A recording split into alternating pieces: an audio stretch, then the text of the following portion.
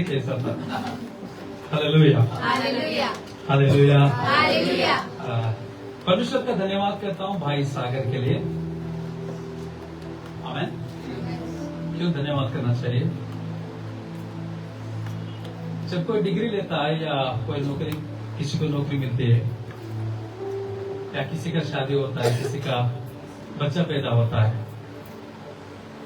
मुझे खुशी होती है, लेकिन उतनी खुशी नहीं होती जितना जब कोई सेवकाई में आता है.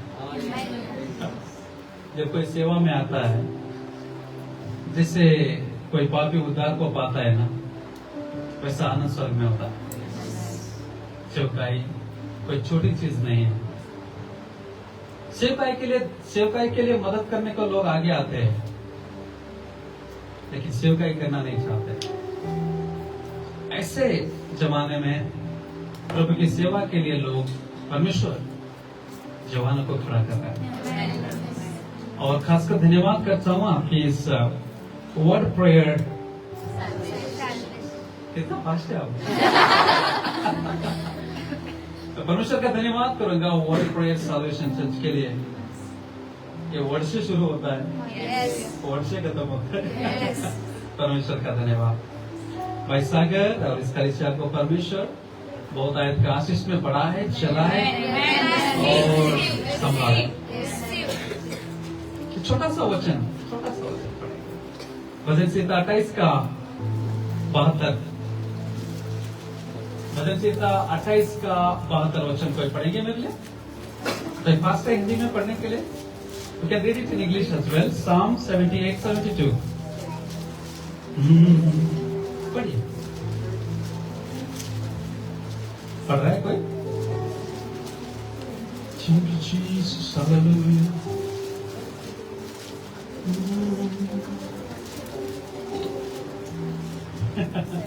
Come on. तब उसने खरे मन से Yes. उनकी चरवाही की और अपने हाथ की कुशलता से Oh, उनकी अगुवाई की. क्या बात है. Can anybody read in English? Possible. David shepherd Hmm. them with integrity of heart, Hmm. with skillful hands he led them. Wow. बोलो integrity of heart. Integrity of heart. तो उससे बोलो integrity of heart. Integrity of heart. ये कौन से दुकान में मिल सकता है? कोई दुकान है मुंबई में, बीजापुर में तो नहीं है. हालेलुया. आज हम बात कर रहे हैं एक बिलीवर का इंटीग्रिटी के बारे में, जिसको हिंदी में बोलते हैं सत्यनिष्ठा. आप बोल सकते हैं सत्यनिष्ठा. आसान है मेरा हिंदी में. हालेलुया. जब हम ये सत्यनिष्ठा की बात करते हैं, सत्यनिष्ठा, when we talk about integrity, this is much more powerful than your honesty. जब हम सत्यनिष्ठता की बात करते हैं, ये आपकी ईमानदारी से भी काफी ऊंचाई में जाता है. आज कहीं कलीसिया में आपको ईमानदार लोग मिलेंगे. ईमानदार लोग आपको मिल भी सकते हैं, लेकिन सत्यनिष्ठता के साथ चलने वाले लोग बहुत कम है. बहुत 10 कोड़ी लोग, कोड़ी रोग वाले, जिनका शरीर पर पूरा कोड़ हुआ था. हालेलुया. लेप्रोसी. सभी चंगे हो गए, सभी ईमानदार थे. सब बोले कि यीशु ने चंगा किया, लेकिन उसमें से एक ही सत्यनिष्ठा से चला था. क्या आप वो व्यक्ति है? ईमानदार सभी थे, किसी ने झूठ नहीं बोला, किसी ने ये नहीं बोला कि मुझे यीशु ने चंगा नहीं किया. सबने कहा यीशु ने चंगा किया है. सभी ईमानदार थे. Everybody was honest about their testimony. लेकिन कोई भी तो उसमें से सिर्फ एक इंटीग्रिटी के साथ वापस आया. आज मैं इस बात को क्यों बोल रहा हूं? इंटीग्रिटी एक ऐसा चीज है, आपको इस दुनिया में बहुत ऊंचाई पे लेके जाता है. सत्यनिष्ठता। हालेलुया। जो से बोले हालेलुया। सुनाई नहीं दे रहा है? हालेलुया।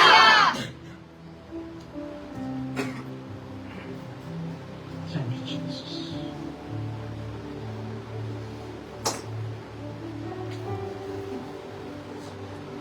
आपने जंगल के चट्टानों को देखा? जो लोनावाला के रास्ते में जाता है वो जरूर देखता है। पता है आपको कितने मजबूत होते हैं? तो आप एक जंगल के चट्टान हो और आपके ऊपर परमेश्वर अपनी कलीसिया बनाएगा हालेलुया। और आप एक प्रभु के महिमा का स्पेशल चैनल है। हालेलुया। हालेलुया। पता नहीं आप लोगों को क्या दिख रहा है, लेकिन मुझे कुछ मिशनरीज यहाँ दिख रहे हैं।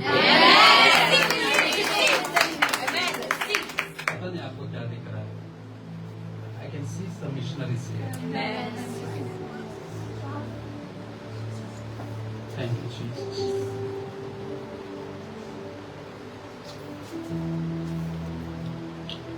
जीसस। ये सत्यनिष्ठता जो है सिर्फ अच्छाई को नहीं दिखाती है। जिसके अंदर सत्यनिष्ठता है, इंटीग्रिटी है, वो सिर्फ उसके अंदर की अच्छाई को नहीं देखता, वो उसके अंदर की बुराई को भी पहचानता है।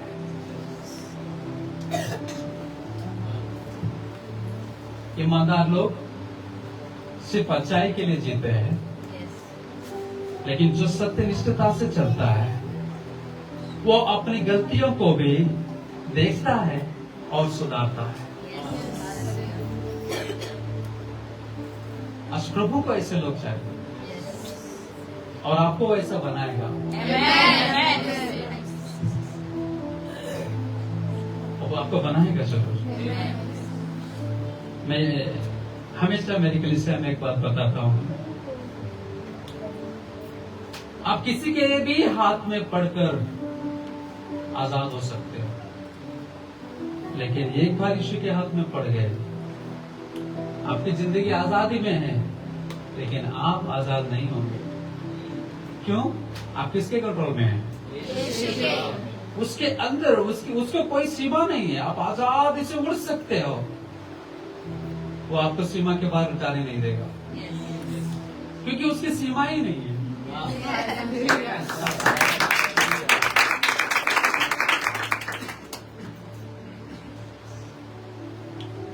गार्डनिंग मैन,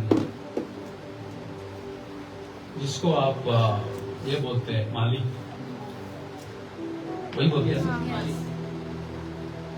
एक लड़का था, माली का काम करता था। क्या काम? माली का काम। माली का काम हमेशा जैसे हरा भरा पौधे है ना, ऐसे पौधों को छांटना, उसको शेप में लाना, उसको डिजाइनिंग करना, उसको क्लीन करना, उसको खाद डालना होता है। आप से कुछ लोगों को याद होगा, कुछ ही साल पहले, 10-15 साल पहले, आपके कामोटे के गली गली में कॉइन बॉक्स थे। कॉइन बॉक्स, कौन 1 रुपया डालो, मम्मी मैं स्कूल से आ गई हूँ, हाँ बताया करते थे।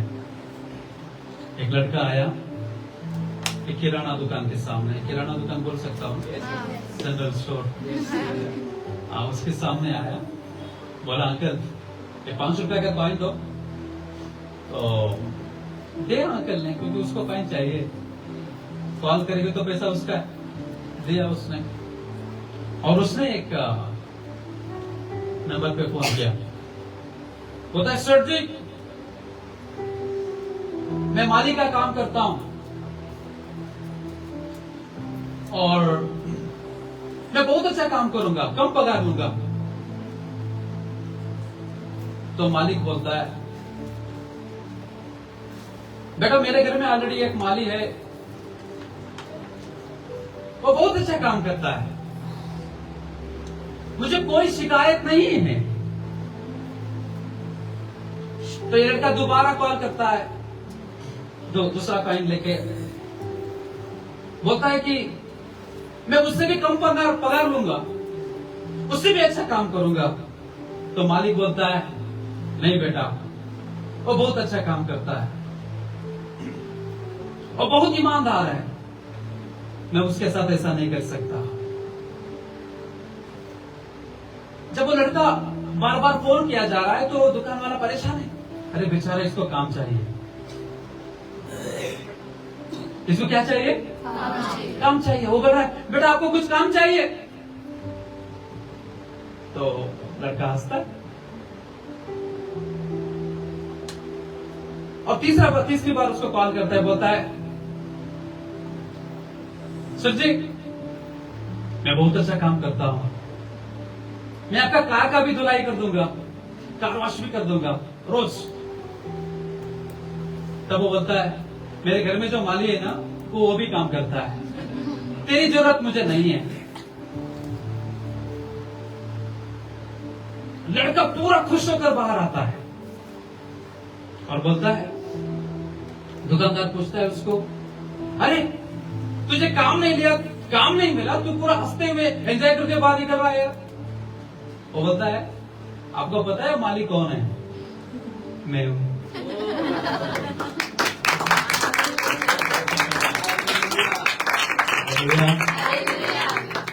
जो प्रभु का सच्चा बेटा है अपने आप को देखता है, वो सिर्फ खुद की नजरों में नहीं, वो अपने आप को परख के यही देखता है कि मैं दुनिया की नजरों में कैसा देखता हूं। जिसके अंदर सत्य निष्ठा है वे लोग ये परखते हैं। क्या आप अपने आप को परखने के लिए तैयार हैं? जब मैंने अपने आप को परखा और अपने आप को उस इंटीग्रिटी में मैंने रखा, सत्यनिष्ठता पर, हमने इंटरनेशनल लेवल पर 2 चर्च बनाए।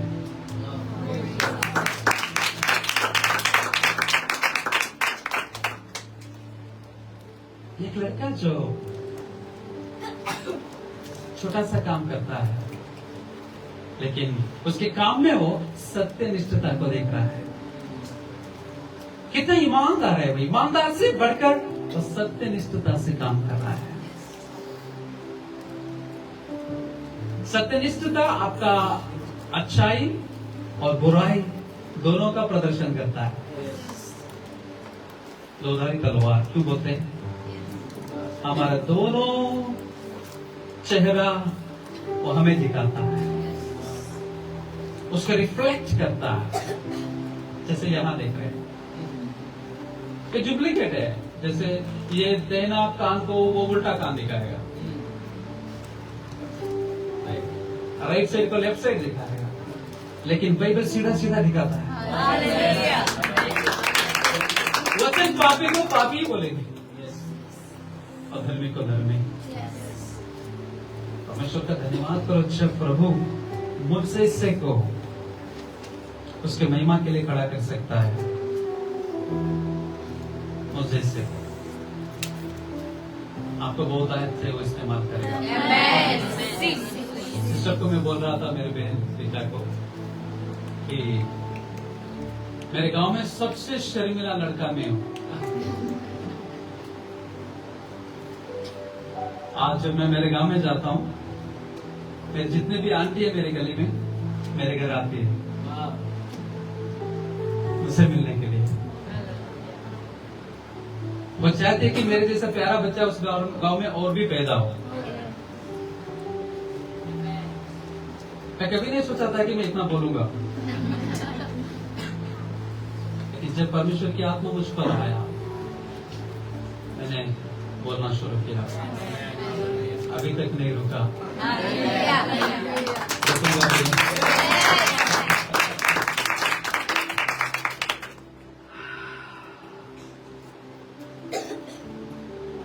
जब हम सत्यनिष्ठता का बारे में बात कर रहे हैं,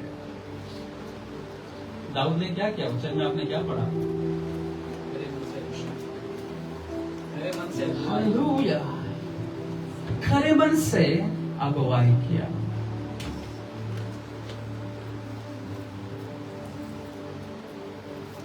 हर एक पेड़ एक लीडर है। दोबारा बताऊंगा, हर एक पेड़ एक लीडर है। कैसे? अरे पास्टर जी वो तो हिलता ही नहीं, वो कैसे लीड करेगा? बताता हूं कैसे लीड करता है।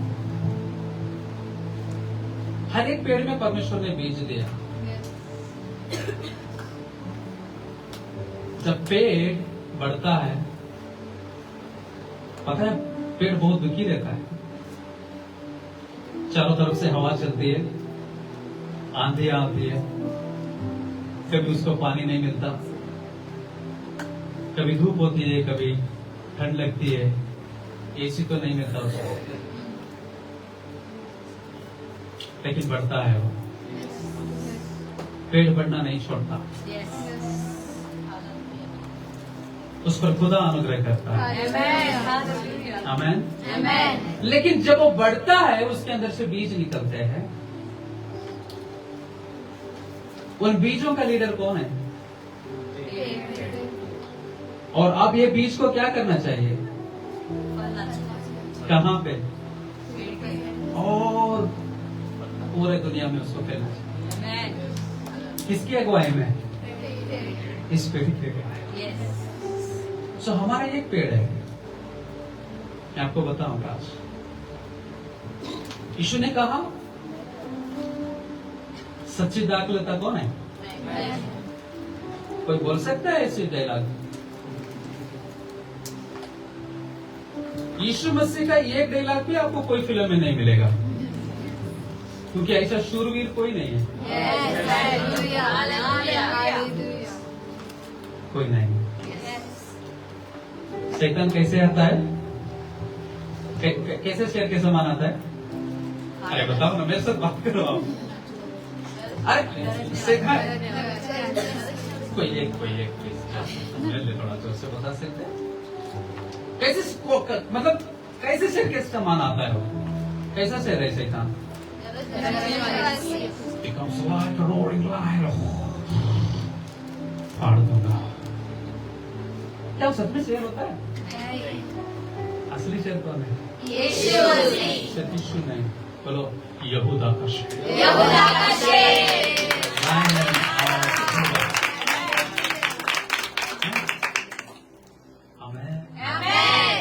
एक दिन मैं इस वचन को पढ़ रहा था कि शैतान उस शेर के समान आता है जो आवाज करते हुए, गरजते हुए फाड़ खाने के लिए आता है। तो मैंने प्रभु को बोला, प्रभु तू यहूदा का शेर है, तो ये क्या शेर है? तो प्रभु ने मुझे बताया, बेटा थोड़ा ध्यान से देख। तो दर्शन में देखा, उस शेर का दांत नहीं है, कंप्लीटली। और प्रभु बोला थोड़ा नीचे देख। मैं नीचे देखा, उसके नाखून भी नहीं है। और मैंने बोला ये पालतू कुत्ते से भी कमजोर है। कब? जब यहूदा का शेर हमारे अंदर है। तो यीशु ने कहा सच्ची दाखलता में हूं। I am the true vine and my father is gardener. मेरा पिता कौन है?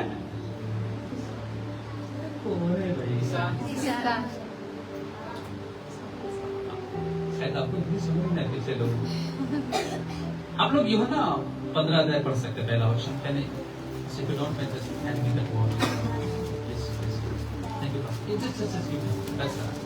Thank you Jesus. आपके लिए पढ़ रहा हूं मैं। आमीन। यूहन्ना 15 वचन 1। सच्ची दाखलता मैं हूँ और मेरा पिता किसान है। बस सुनना। तो हमारा पिता कौन है? हमारा पिता कौन है? हालेलुया। एक डेमोन्स्ट्रेशन दूंगा मैं। डेमोन्स्ट्रेशन आपने अंगूर देखा? सच में? पहले लोग हैं जो बोल रहे हैं हमने अंगूर देखा है, और मैंने भी देखा है। यदि प्रभु आपके लिए कोई रास्ता खोले तो कभी बीजापुर आना, मैं आपको अंगूर के बगीचे में लेके जाऊंगा। मैं बताऊंगा परमेश्वर यीशु मसीह यहाँ ये नहीं बोल रहा कि सच्चा अंगूर का पेड़ में हूं, लेकिन वो ये बोल रहा है कि दाखलता में हूं। दाखलता मतलब उसका जड़ और कुछ है,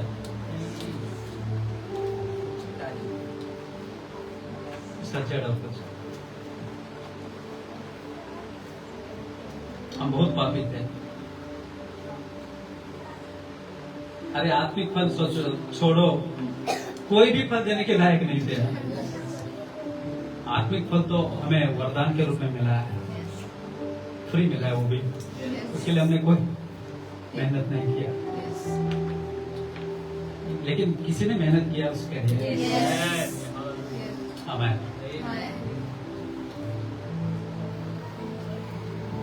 जब हम वचन में आगे बढ़ते हैं, मैं आपको इस अंगूर के पौधे के बारे में कुछ सिखाऊंगा। परमेश्वर ने आदम को बनाया। कौन बनाया आदम को? परमेश्वर ने आदम को बनाया। कौन से? चांदी सोने से बनाया? सब कुछ आदम, मुझे लगता है बंद करते। हालेलुया। मिट्टी से बनाया। और परमेश्वर चाहता था कि आदम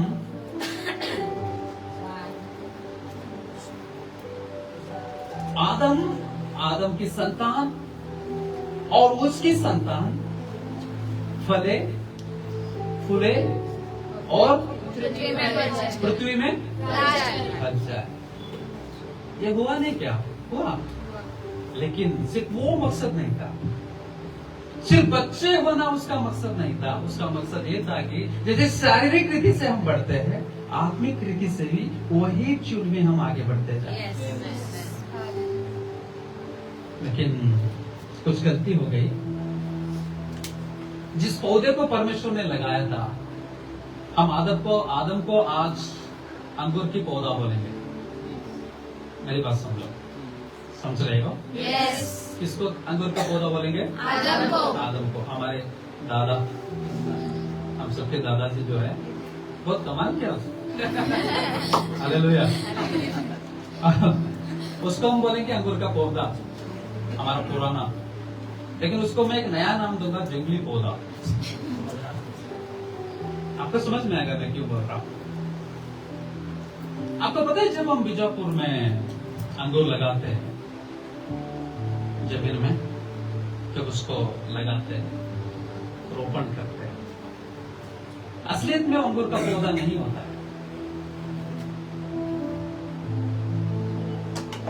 कभी आओ, आपको दिखाऊंगा, मजा आएगा।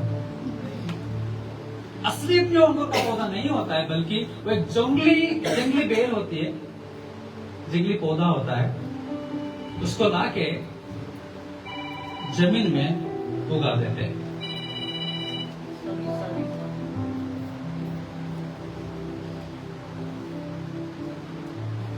कहाँ उगाते? आप कुछ नहीं बोले तो वो बेल बोलने लगे। असल में आपका टेनिस क्या है? हालेलुया। तो जंगली पौधा लगाते हैं। वो असलियत में क्या पौधा नहीं है? नहीं। लेकिन आदम बहुत ही अच्छा पौधा था, वो जंगली पौधा नहीं था। जंगली बाद में बन गया। कब बना? बाद में बन गया। जब जंगली पौधे को हम लगाते हैं, तो जंगली पौधा जमीन में अच्छे से जड़ छोड़ता है। जितनी भी रफ जमीन हो, वहां जिंदगी बिता लेगा वो। जितना भी पानी हो, बारिश हो, गर्मी हो, ठंड हो, पानी हो या ना हो, वो जड़ छोड़ता है। पाप है ना, वो कहीं भी जड़ छोड़ देगा। अच्छा जगह, बुरा जगह, धर्मी अधर्मी नहीं सोचता है, कहीं भी जड़ छोड़ता है, कहीं भी जड़ छोड़ देगा।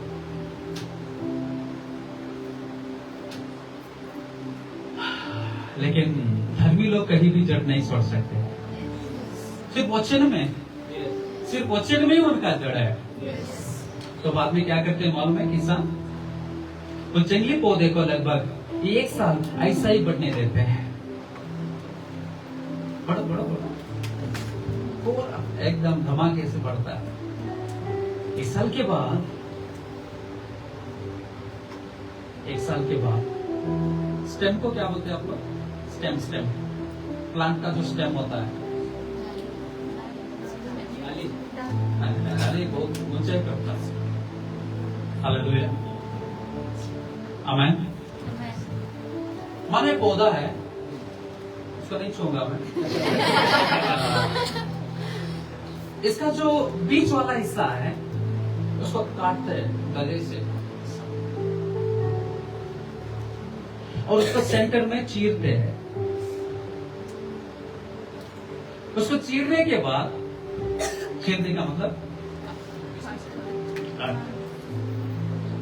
थोड़ा सा उसके अंदर जो अच्छा फल देता है उस अंगूर का बेल को क्रॉसिंग करते हैं और उसको अच्छे से कस के बांधते हैं।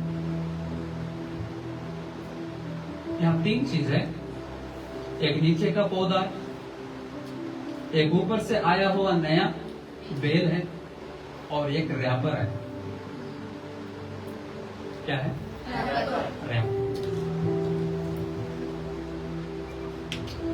जब वो रैपर से उसको कस के बांधते हैं, आपको मैं बताऊंगा, कुछ ही महीनों में नीचे वाला पौधा और ऊपर का बेल दोनों एक हो जाते हैं। जड़ जंगली है लेकिन बेल अंगूर की है। अब उसके अंदर जो भी फल आएगा अंगूर ही आएगा। तो इसमें और हमारे सत्यनिष्ठता में क्या अंतर है, मैं अब बताऊंगा। ये चीज आपको समझ में आ गया? बच्चों, आपको समझ में आया? कितने प्यारे हो। हालेलुया। आपको पता है कितना अच्छा सुन रहे लोग? आमीन। तो वो नीचे वाला पौधा है ना, आदम है। अरे निकलते समय लग रहा था अंगूर है, अंगूर का पौधा है। आपको पता है जंगली पौधा भी अंगूर के पौधा जैसा ही दिखता है, लेकिन अंगूर का पौधा नहीं। जो धर्मी दिखता है, अंदर क्या वो सच में धर्मी है? अपने आप को परखना है। लेकिन जब यीशु मसीह आया, पिता परमेश्वर ने अपने बेटे को इस दुनिया में भेजा। हमारा पिता जो किसान है, उसने क्या किया? उस पौधे को गले से काटा और नया मुड़ी लेके आए। वो नया मुड़ी कौन है? उसको चीरा, उसके अंदर उसको डाला। वचन में लिखा है you have been circumcised in Christ.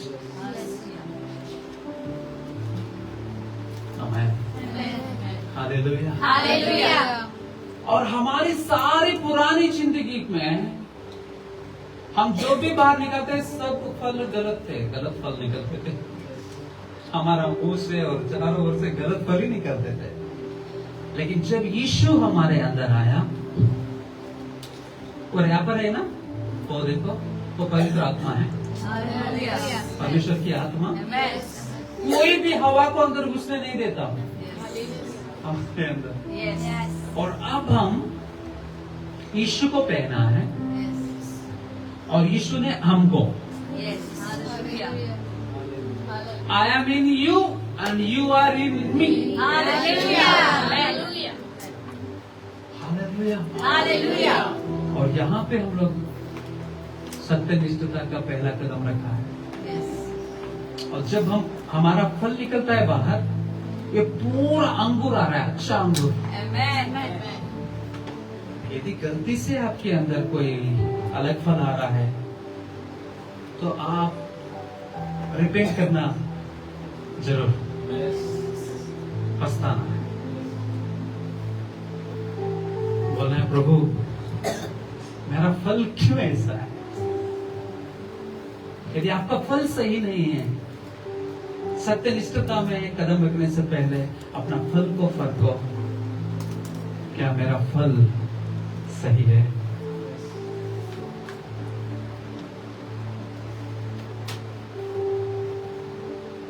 Ayub चाचा को जानते हो? मिला था कभी? मिलेंगे। मुझे तो भरोसा है। यस। आप भी बोलो, हमें भी भरोसा है। हमें भी भरोसा है। मैं मिलना चाहता हूँ उसको, क्योंकि उसने मुझे बहुत हिम्मत दिया है। आयुब चाचा, जब भी मैं बहुत परेशान रहता हूँ वो बोलता है अरे तेरा क्या है, तेरे से बड़ा परेशानी से मैं गुजरा हूँ। वचन याद दिलाता आयुब चाचा, इतना सत्यनिष्ठता से उसने चला। अरे हमारे घर में गलती से कोई मर गया तो कई लोग चर्च छोड़ देंगे, बाहर डाटा मुड़ के भी नहीं देखते। सागर भाई को, अरे मृत्यु किसके हाथ में है? मृत्यु किसके हाथ में है?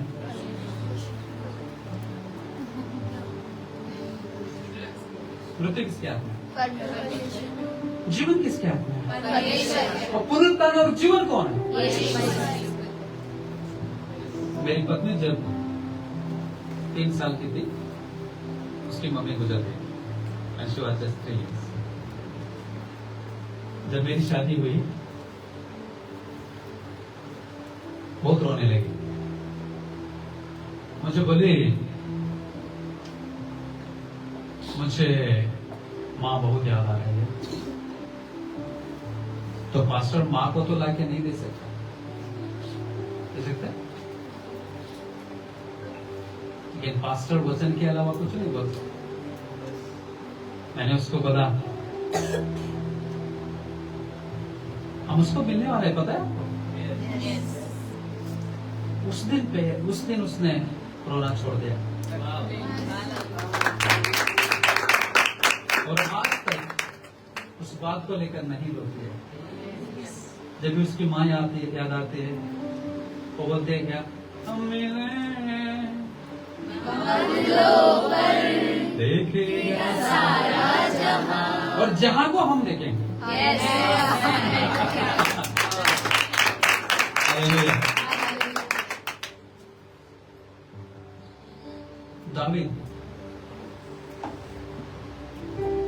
दाऊद को क्या बोलेंगे आप? दादाजी बोलेंगे कि नहीं? कुछ भी बोल सकते हैं। अरे प्यार से बाइबल को ना ऐसे पढ़ो जैसे यीशु आपका है।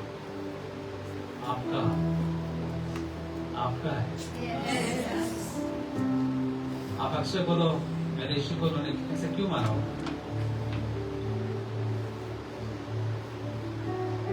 कितने बच्चे यूथ, यूथ आप सब तो बोले से बड़े लगे।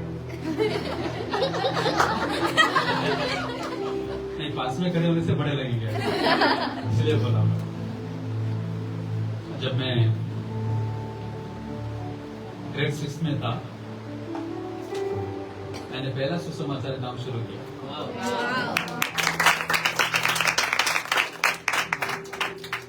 मेरी मम्मी चाहती थी कि मैं सर्जन बनूं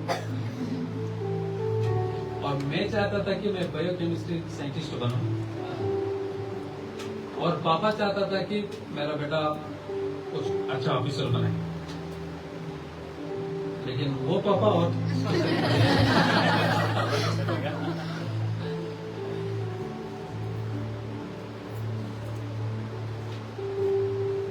जब मैं 6th में था,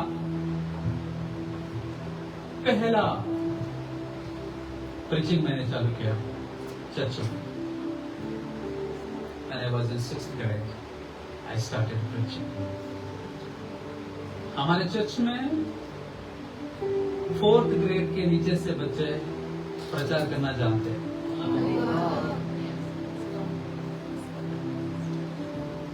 मेरा बेटा 7th में है, मेरे से अच्छा प्रचार करता है। मेरा छोटा बेटा 4th है, वो भी। सिर्फ मेरे बच्चों के ऊपर मैंने फोकस नहीं किया, मेरे चर्च के हर एक बच्चा प्रचार करता है।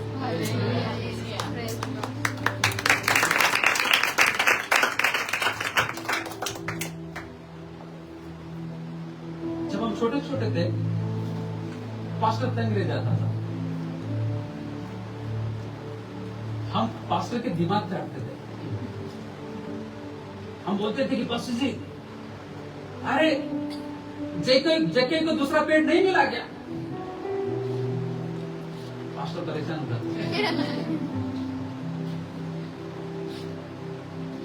अब हमारे सवाल मतलब छोटे बच्चों को डाउट्स ज्यादा होते हैं।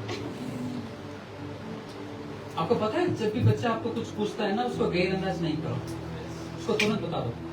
आप बिजी हो लेकिन उसको बताओ, क्योंकि बच्चा सीख रहा है, वो आपसे बड़ा बनेगा। आपसे बड़ा बनेगा। तो मेरे पास्टर बेटा ना तो बोला, मेरी मम्मी को बोला, सिस्टर पता नहीं ये लड़का क्या करेगा, ये नौकरी तो नहीं लेगा, ये पक्का सेवक बनेगा। तो मम्मी नाराज हो जाती थी पास्टर से, और कभी कभी दशमांश में नहीं देती थी पास्टर को। लेकिन जब अपने गलती का पता चलता था, उसका डबल दे देती थी। अच्छी मेरी मम्मी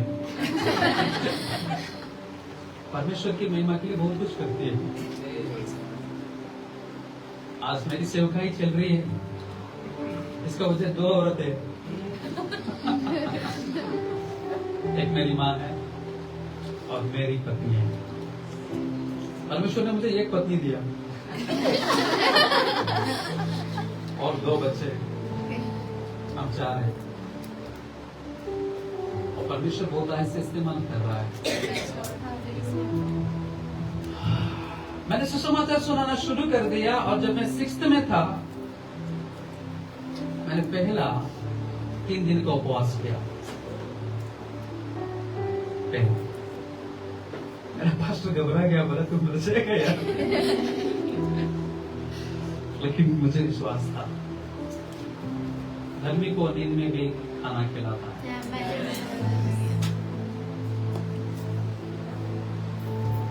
आमीन।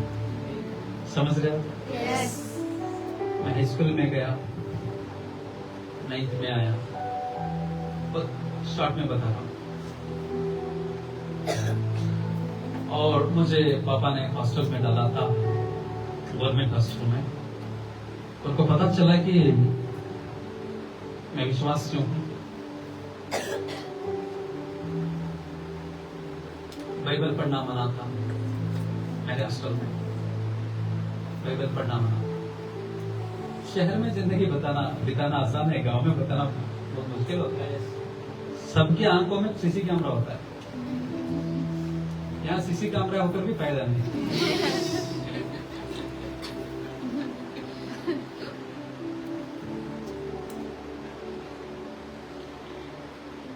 आज क्या दिन है? संडे। 5 बजे विजय पास्टर घर से गए, कैमरा भूल सकता है, गांव के लोग नहीं। बोलेंगे ये लड़का ना लाल शर्ट पहन के यहाँ से गया था 5 बजे, पूरा छाप डालते लोग। और मेरे पास एक्चुअली मुझे बाइबल से बहुत प्यार है,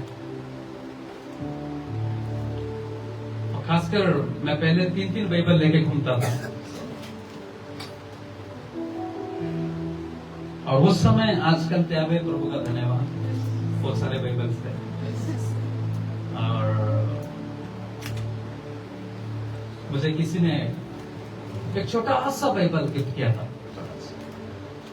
और वो भी आधा अधूरा, बोले तो सिर्फ नया नियम था, वो भी इंग्लिश में था, वो भी पुरानी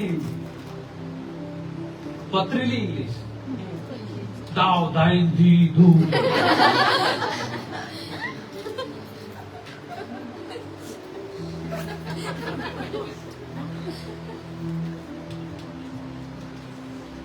लेकिन उसे मैंने बहुत कुछ किया,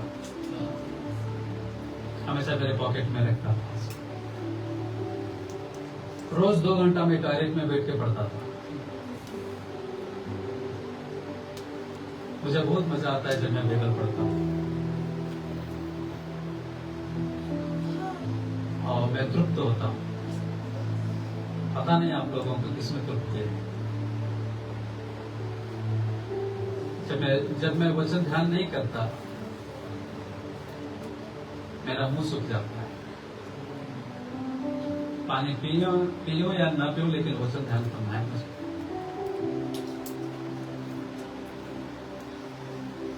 हर महीने में एक बार मैं उसको पढ़ के खत्म करता था, हर महीने में एक बार।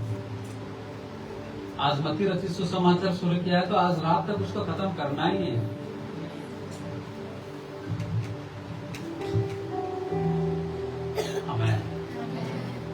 आपको पता है गवर्नमेंट हॉस्टल का जो टॉयलेट्स होते हैं, ऊपर सीलिंग रहता है लेकिन बीच में खुला रहता है। मेरा फ्रेंड,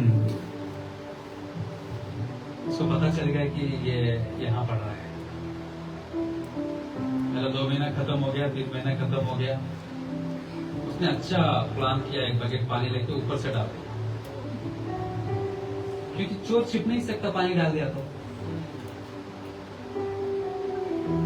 शैतान का जड़ कहीं भी करता रहता है, लेकिन शैतान के कामों को नष्ट करने के लिए कौन पैदा हुआ? उसको कभी हाथ नहीं है। आपको पता है हॉस्टल के सारे लोगों ने मुझे बाहर खींच के मारा, और अगला दिन सुबह मुझे हॉस्टल से भगा दिया। कंप्लेंट भी नहीं कर सकता, लेकिन परमेश्वर का धन्यवाद, बैटरी का हाल टिकट मुझे मिल गया, तभी ये काम हुआ। लेकिन 20 साल के बाद, इस घटना के 20 साल के बाद, मेरे जो शिक्षक थे स्कूल के, वो पूरा पता नहीं कहां ढूंढ के मेरा नंबर निकाल के मुझे कॉल करके बोलता है, विजय तू कहाँ है, तुझे मिलना है। हालेलुया, आमेन, आमेन। उस दिन जब हॉस्टल से मैं बाहर आया, और परमेश्वर ने उस दिन मुझे एक दर्शन दिया कि मैं कुछ कलीसिया खड़ा कर रहा हूँ, और मुझे विश्वास नहीं हो रहा है। मैंने उस बात को नहीं माना। आप में से कुछ लोग तो परमेश्वर बात कर रहा है, और आज से आप ऐसा दर्शन देखोगे, वो दर्शन को रोज रिकॉर्ड करके लिखना। एक दर्शन भी नहीं बोलना, प्लीज। तो बोल रहा हूँ, नहीं बोलो, प्लीज प्लीज प्लीज। आज से आप लोग बच्चों, आप भी देखोगे, उसको लिखे रखना। जब 6 का लड़का पहला दर्शन देख सकता है, आप मेरे से बड़े, मतलब उस उम्र के हिसाब से आप देख सकते हैं। मैं हर एक दर्शन लिखे रखता था, और वैसा ही हुआ है जैसे परमेश्वर ने मुझे तब दिखाया था।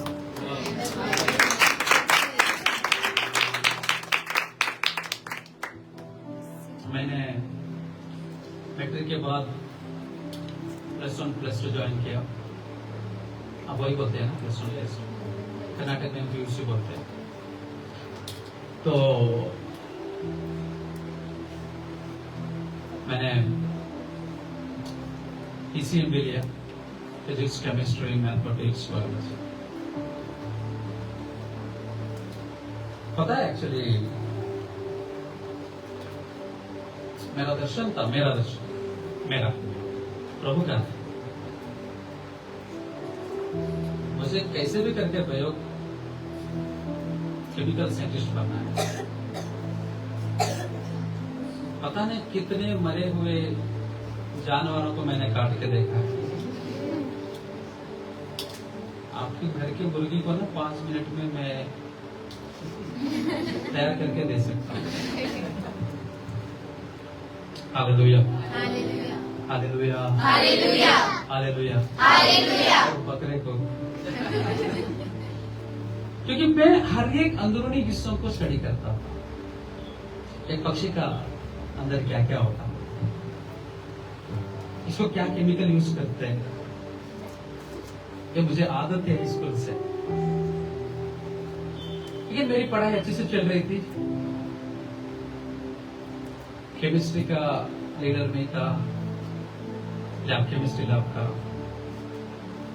जूलॉजी लैब का लीडर में था, फिजिक्स लैब का लीडर में था, और हमेशा फ्रंट बेंच नहीं छोड़ता था मैं, क्योंकि प्रभु का नाम को रोशन करना है।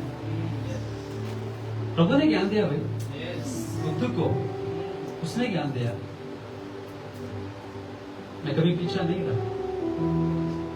जो भी लेक्चरर आएगा, जो भी सवाल करेगा, हमेशा मेरा हाथ ऊपर होगा, एवरी टाइम। उस दिन रात को अगस्त के महीने 7 था, मुझे याद है। मेरी आदत है रात 12 बजे तक पढ़ना और सुबह 4 बजे उठना। आप लोग मेरे से ज्यादा पढ़ते होंगे।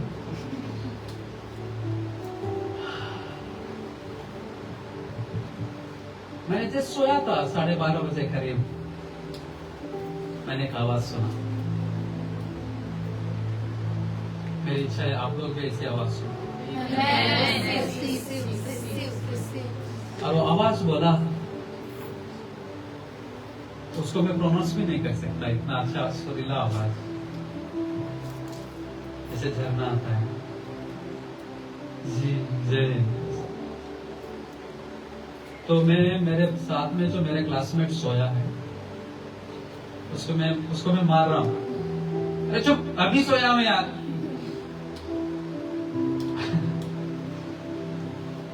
लेकिन मैं जितना भी पढ़ाई करूं, पढ़ाई से पहले मैं बाइबल पढ़ता था, और पढ़ाई के बाद भी बाइबल पढ़ के ही मैं रखता था। अभी भी मैंने अभी तक लगभग मेरे लिए 2-2.5 लाख रुपयों का बाइबल खरीदा है।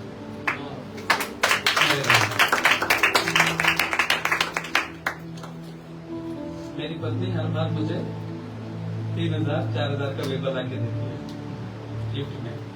उसका पता है बाइबल मुझे बहुत पसंद है, और उसका दिया हुआ ये बाइबल भी इनकम्प्लीट नहीं है। Hallelujah, hallelujah, hallelujah, hallelujah. अरे पिता का लेटर को पत्नी देती है तो कैसे छोड़ेंगे वो?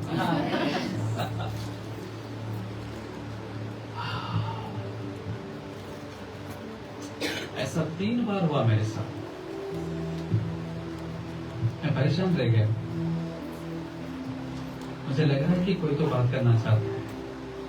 मुझे शामिल की कहानी याद है। चौथी बार मैं खड़ा हो गया, घुटना टेका। मैंने बोला, पिता परमेश्वर तू क्या चाहता है? और मैं आत्मा में ऐसा ऊपर उठा। मेरा कबोर्ड में बाइबल था, उसको निकाला, लेकिन मेरा घुटना टिका है नीचे। वो बाइबल खोल के देखता हूं, परमेश्वर क्या बोल रहा है कि इस वचन को पढ़ और प्रार्थना कर। उसमें लिखा है, act O Lord, you are our father, we are the clay and you are the potter, we are all the work of your hand. I surrender my life into your hand.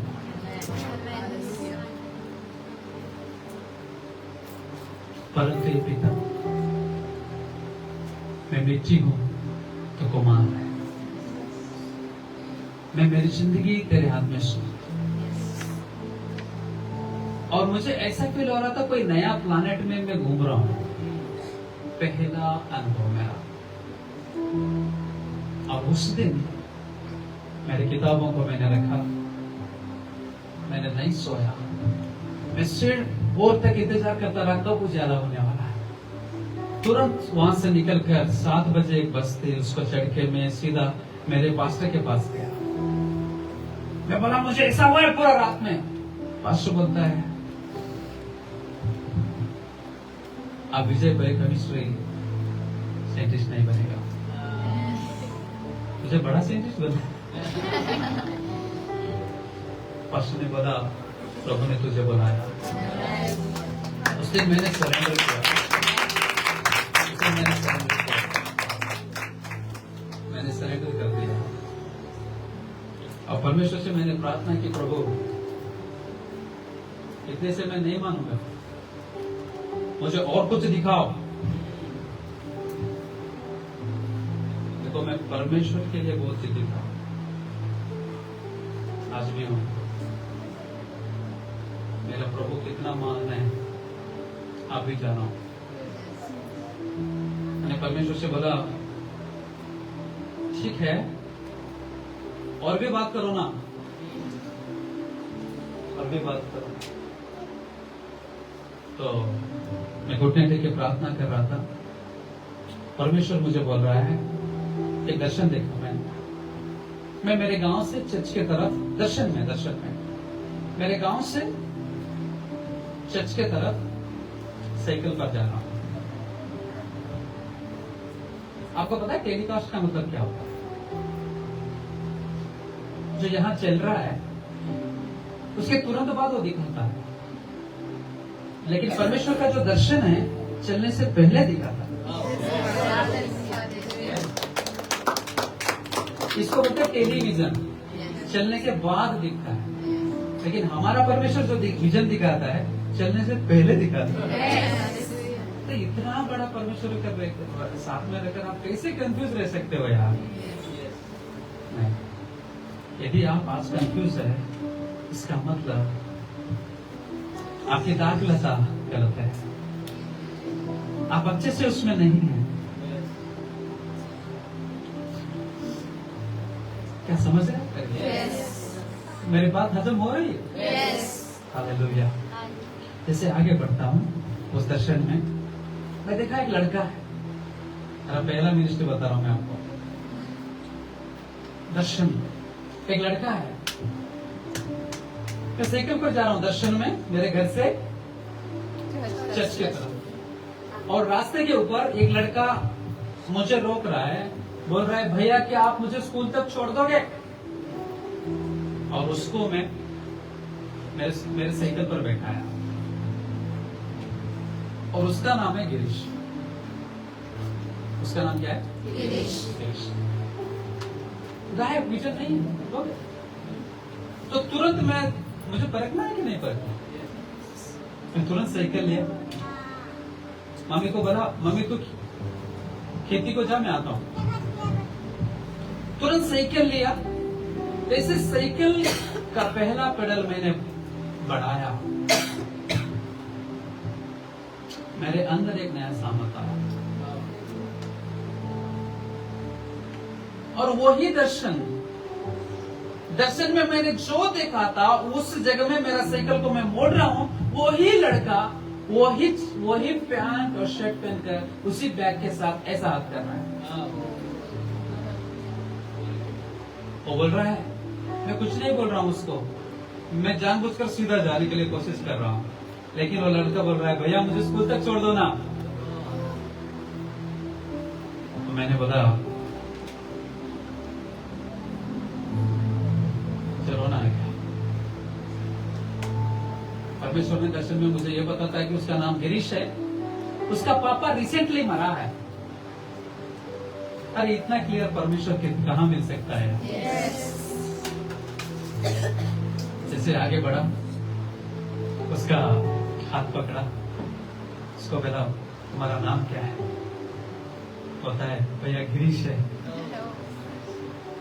मेरा मन रोने लगा। मैं उसको बोला तू पीछे बैठ, पहले बैठ बैठ बैठ। मैं स्पीड साइकिल चलाया, उसको पूछा तेरा पापा क्या करता है? कुछ देर के लिए कुछ नहीं बोला। मैं उसको बोला तेरा पापा क्या करता है? बोला भैया पापा नहीं गए, 8 दिन हो गया, पापा गुजर गए हैं। मैंने उसका घर का एड्रेस लिया, उसको स्कूल को ड्रॉप किया, मैं सीधा उसका घर गया, वो सुसमाचार को लेकर, और उस घर में जाके मैंने पहला सुसमाचार सुना।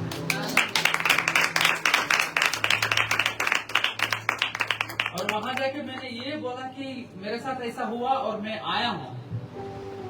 वो घर में जितने भी लोग बैठे थे रोने लगे। अगला संडे पूरा घर चर्च में आया।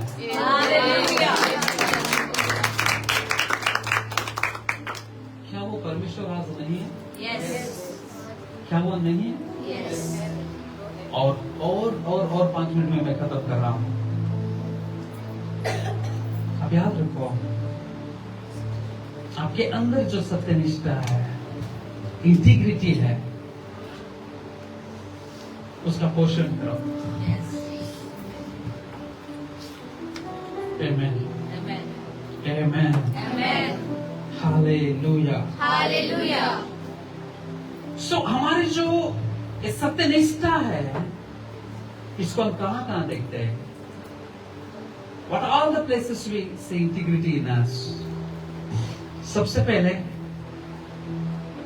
हमारे पर्सनल लाइफ में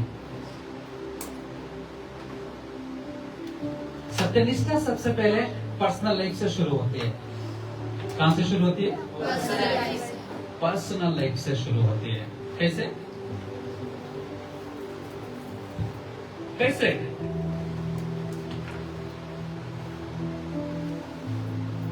जिसके अंदर सत्यनिष्ठता है, वे लोग जिम्मेदार रहते हैं। पर्सनली जिम्मेदारी पर्सनल चीज होती है। मेरी बहुत सारी जिम्मेदारी है कि मेरा पर्सनल है, और इसको हेल्दी बाउंड्रीज होती है। हेल्दी बाउंड्रीज जानते, मतलब आसपास बुरी संगति नहीं होती। इसकी सीमाएं कैसी होती है? एकदम चंगा, हेल्दी सीमाएं। हालेलुया। बोले तो स्वस्थ सीमाएं। क्या आपके आसपास की सीमाएं स्वस्थ है? यदि आपके अंदर इंटीग्रिटी बढ़ना है, आपके आसपास की सीमाएं स्वस्थ होना चाहिए, बहुत ही स्वच्छ, क्लीन। और आगे जब हम बढ़ते हैं, हिपोक्रेसी को क्या बोलते हैं आप? कपट।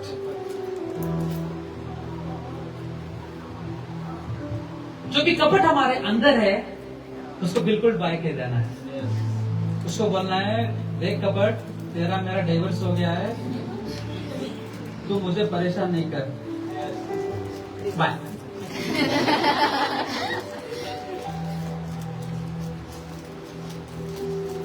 अरे बाप, और मुझे डाइवर्स हो गया, तो मैं क्यों रिकनेक्ट करूं? जरूरी है? और दूसरी बात,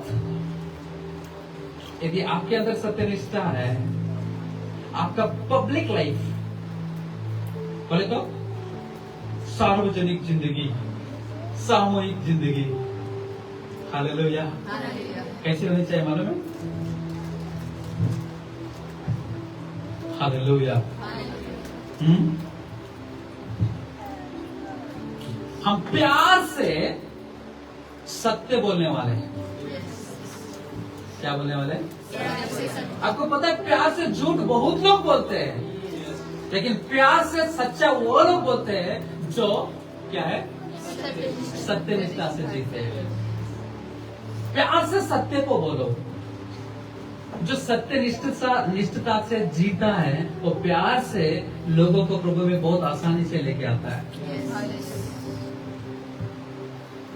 2017 में परमेश्वर ने मुझे बोला तुझे उस गांव में जा। तो बोला प्रभु मेरा टीम नहीं है। प्रभु ने बोला अरे जा, मुझे जाना पड़ता है, वो मेरा मालिक है, उसका ऑर्डर मुझे सुनना पड़ता है, उसका ऑर्डर मैं कभी मिस नहीं कर सकता। बोला उस स्कूल के ग्राउंड में जा, उधर घुटने टेक प्रार्थना कर। मैं चारों ओर देखा, कोई नहीं है, चलो चलो फटाफट। और थोड़ी देर के लिए घुटना टेका, प्रार्थना किया, आ गया। अरे मुझे क्या है, प्रभु ने बोला घुटने टेक प्रार्थना कर, मैंने किया, आ गया। बाकी काम कौन करेगा? अरे कौन करेगा? इतना अच्छा फ्रेंड कहीं मिल सकता है क्या? उसके पांव को छू के ना चूमना चाहिए। ऐसा लगता है यार, वो मरियम बहुत धन्य है, वो खास उस जगह में मैं होता है। कितने धन्य है वो मरियम। अरे उसको पैर को अपने बाल से उसको किस कर रही है यार। Hallelujah, hallelujah. क्या धन्य है वो। लेकिन जरूर हम उसके पाँव को किस करेंगे। अरे तब नहीं तो क्या हुआ, अब तो हमारा हालेलुया। हालेलुया। अगले हफ्ता एक अंकल मेरे पास आए, उसी गांव का, उसी गांव का, सेम गांव से एक अंकल आता है हमारे चर्च।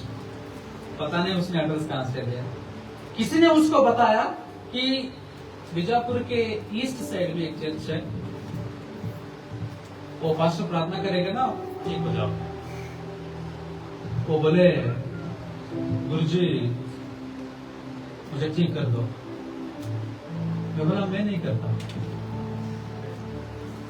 वो घबरा के वो बोलता है अरे कुछ तो दे दो ना। मैं बोला मेरे पास गोली तो नहीं है, लेकिन मेरे पास जो है जरूर दूंगा, आओ। मैं उसको मेरे चर्च में लेके गया, वचन सुनाया, प्रार्थना की, वो सीधा चलने लगा। और बोल रहा है मेरा दर्द नहीं है, नहीं है। सर आप एक काम करो, नेक्स्ट मंडे मेरे गांव में आओ। नेक्स्ट मंडे क्या करो, आप 2017 के मेरे फेसबुक देखो। बाद में मैंने बहुत सारे फेसबुक फोटो डालना बंद कर दिया, ठीक है। 2017 के फेसबुक देखो। एक स्कूल ग्राउंड में 1500, 1000, 2000 लोग विदाउट माइक वचन सुनते हैं।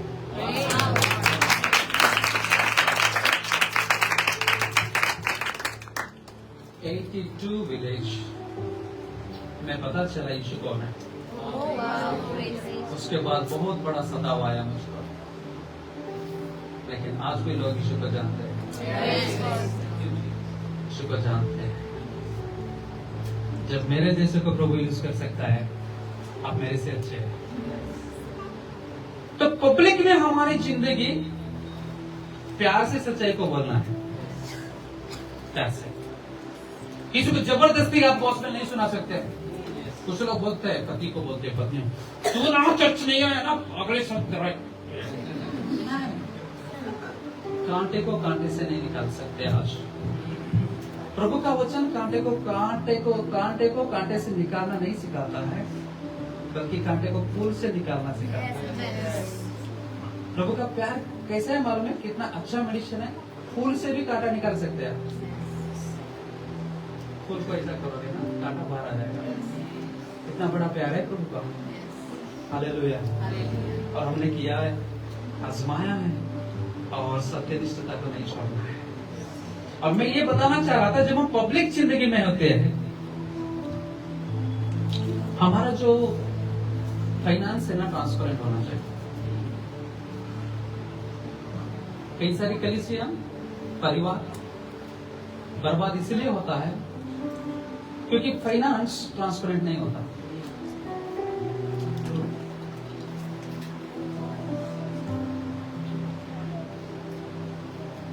ये काम इसकरित यूदा ने किया था, और फाइनेंस ट्रांसपेरेंट नहीं रखा था और खुद बर्बाद हो गया। आपकी पब्लिक जिंदगी में आपने किसी से भी 1 रुपया भी लिया होगा, वापस जरूर देना, नहीं तो आपके मरने के बाद भी वो नहीं भूलेगा। ट्रांसपेरेंट रहो जरूर। और पक्षपात, पक्षपात हिंदी वर्ड है ना, फेवरेटिज्म, सही है, सही बोल रहा हूं। आमीन। पक्षपात कभी नहीं करना, क्योंकि हमारा परमेश्वर फेवरेटिज्म नहीं करता है। अरे जो भी घुटना टेकेगा उसको वो देगा। सागर भाई को दिया है, चला हमारा काम वही, हम फेंक देते हैं तो छोले, भाई वही काम कर रहा है। हमारा काम जाल फेंकना है। प्रभु बोलता है इधर फेंक तो उधर फेंकते, उधर फेंक तो उधर फेंकते। अब हम अपने मर्जी से जाल फेंकना छोड़ दिया। प्रभु बोलता है, आपको पता है मिनिस्ट्री में एक्सपीरियंस काम नहीं करता। जब तक परमेश्वर की आत्मा आपके साथ में नहीं है और आप आत्मा में नहीं है, आप कुछ नहीं कर सकते। जब हम आगे देखते हैं हमारे संबंध कैसे है, बोलते हैं पास्टर स्मिथ आप बहुत अच्छे हैं, अरे आप कितने प्यारे, मतलब इतना चढ़ा देते हैं लोगों को, बेचारा परेशान हो जाता है। हमारे संबंध कैसे होना चाहिए? जेन्युइन रिलेशनशिप, सच में प्यार करो। पास्टर जी आप आए, मुझे बहुत अच्छा लगा, आपसे मिलकर मुझे खुशी हुई पास्टर जी, और वो प्यार हमेशा बना कर रहो। Genuine love.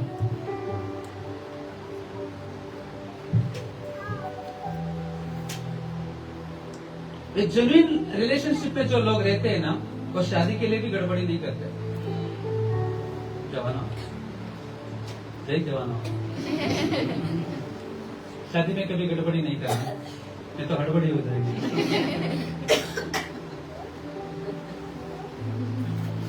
मैंने पहली बार एक लड़की को प्यार किया, तो मेरी पत्नी नहीं है।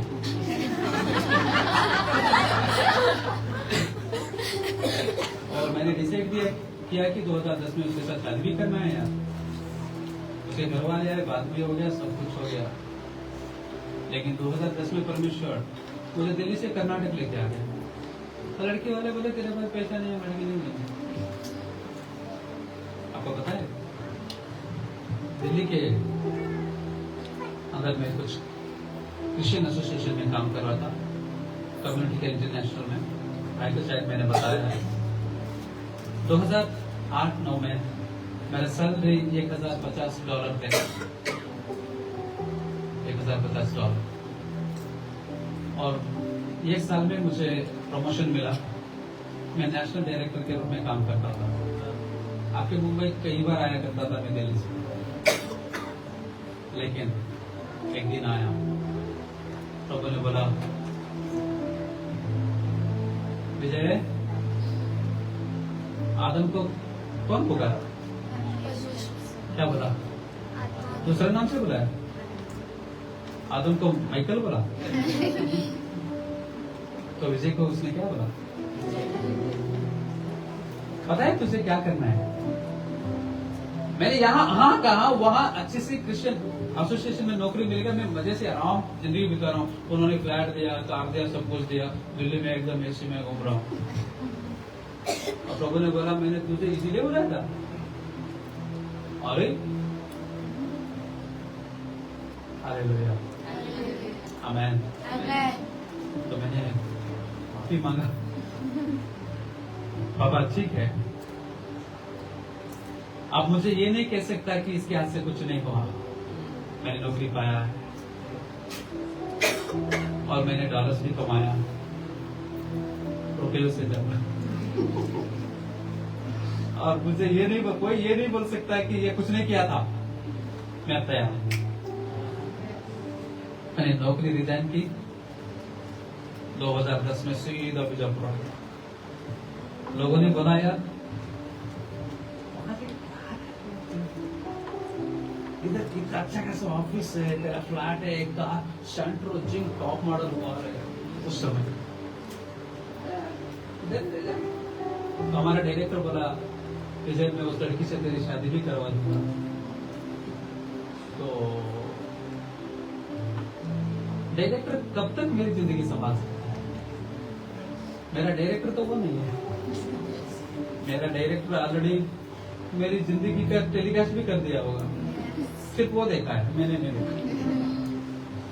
और मैंने डिसाइड की 2010 में मैं बीजापुर आया, तब से लेकर आज तक बीजापुर में हमारे 3 कलीसियां हैं और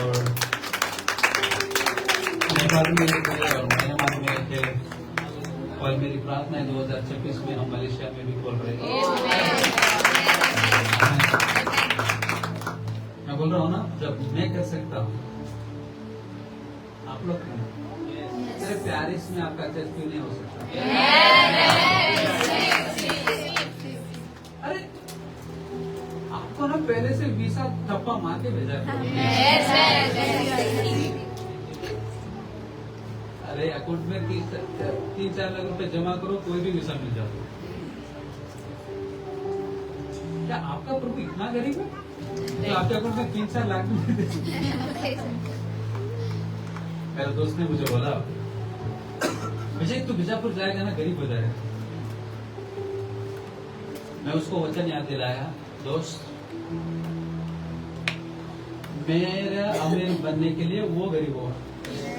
कौन गरीब हुआ? He became poor so that I can become rich. मैंने उस बात को लेकर घोषणा की। बीजापुर डिस्ट्रिक्ट में मैंने पैदल चला। बीजापुर में कोई भी ऐसा रोड नहीं है जहां मेरा कदम नहीं चला, कोई भी एरिया नहीं है। पूरा बीजापुर 22 किलोमीटर है, कदम से कदम में चला हूं। और हर साल परमेश्वर ने एक से बढ़कर एक महान कार्य कर रहा है और ये साल भी करेगा, आने वाले साल भी करेगा, नहीं छोड़ता। और ये चीज बताकर मैं खत्म कर रहा हूँ, सत्यनिष्ठता बहुत बड़ी जिम्मेदारी का काम है। हम परमेश्वर को लेकर देना है, दुनिया को नहीं। आप मेरे आंखों से छिप सकते हैं, सिर्फ दुनिया को भी जिम्मेदारी, दुनिया को भी परमेश्वर को पहले लेकर देना है, उसके बाद दुनिया को भी बताना पड़ता है। ये ईमानदारी है ना, सिर्फ परमेश्वर को लेकर देती है, लेकिन ये जो इंटीग्रिटी है ना, परमेश्वर को भी सही जवाब देती है, दुनिया को भी। आपको ना दोनों तरफ रहना है, मतलब उधर एक इधर पैर, ऐसा नहीं, जवाब दोनों तरफ देने लायक आपको बनना है। When Jesus proved favor of God and favor of man was upon him.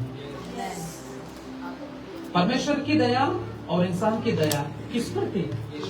क्या आज आपके ऊपर है? दोनों आप धन्य हैं। इंटीग्रिटी जिसके अंदर है उसके ऊपर परमेश्वर की भी दया रहती है और इंसान। और जब परमेश्वर की दया और इंसान की दया आपके ऊपर तब आती है जब आप इंटीग्रिटी के साथ है और आपकी जिम्मेदारी को बैलेंस करते हैं और खासकर दोनों तरफ आप अकाउंटेबल हैं। लेकिन यदि मेरे अंदर सत्यनिष्ठता नहीं रहेगी तो मेरी जिंदगी क्या होगी? लोग मेरे ऊपर भरोसा करना छोड़ देंगे,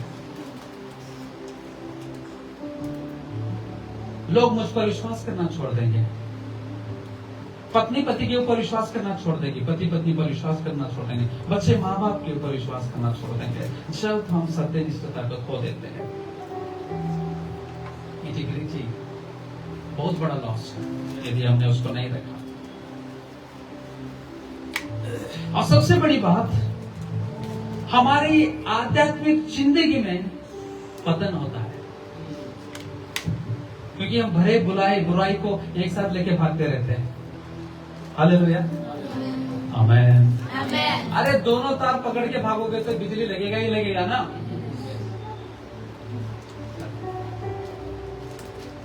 समझ में नहीं, तार लगाना पड़ेगा। दो बिजली के तार पकड़ के घूमोगे बिजली लगेगा, लेकिन एक तार पकड़ के घूमोगे तो बिजली नहीं लगने वाला। लेकिन पॉजिटिव तार पकड़ के घूमना पड़ेगा, नेगेटिव तार पकड़ना नहीं, बहुत डेंजर है। लेकिन पॉजिटिव तार बहुत खतरनाक है। वो आपको जितना भर सकता है, आपको मार भी सकता है। उसमें पवित्र रहना बहुत जरूरी है, बहुत जरूरी है। और आखिर में, जिसके अंदर इंटीग्रिटी मतलब सत्यनिष्ठता नहीं है, उसकी कहानी कुछ काम का भी नहीं है। कहानी मतलब उसकी गवाही। आपको पता है, कई लोग गवाही, पता है कि लोग बोलते हैं अरे इसकी गवाही नहीं है, इसकी गवाही नहीं है। क्या वो ऐसा ऐसा टांके घूमता रहता है? उसके अंदर इंटीग्रिटी नहीं होता, वो सत्यनिष्ठता नहीं रहता। तो हमें क्या करना चाहिए? मैंने क्या किया था वो बताता हूं। आखिर यदि सत्यनिष्ठता मेरे अंदर कल्टीवेट होना है, यदि वो मेरे अंदर पोषण उसको मुझे करना है, तो मुझे क्या करना है? मैंने आपको परमेश्वर के हाथ में सौंपा और मैं अपने आप को रेगुलर सेल्फ एग्जामिन किया। एक बार किया, प्रभु मैंने पाप किया, बहुत पाप किया, प्रभु माफ कर दो। नहीं, रेगुलर करना है। क्या मेरे अंदर कुछ गड़बड़ी है? हर एक जहाज उड़ने से पहले उसको एग्जामिन करते हैं, उड़ने के बाद एग्जामिन नहीं कर सकते। तो हर एक दिन जब आप रेस्ट करते हो, अपने आप को एग्जामिन का। आप सिर्फ आपने जो अच्छा किया उसका लिस्ट नहीं बनाओ, आज मैंने बुरा क्या किया उसका भी लिस्ट बनाओ। और एक दिन ऐसा रहेगा आपके लिस्ट में बुराई नहीं रहेगी।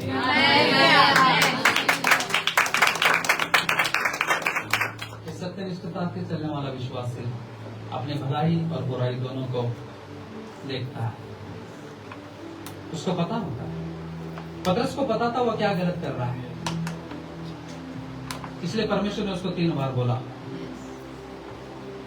क्या बोला?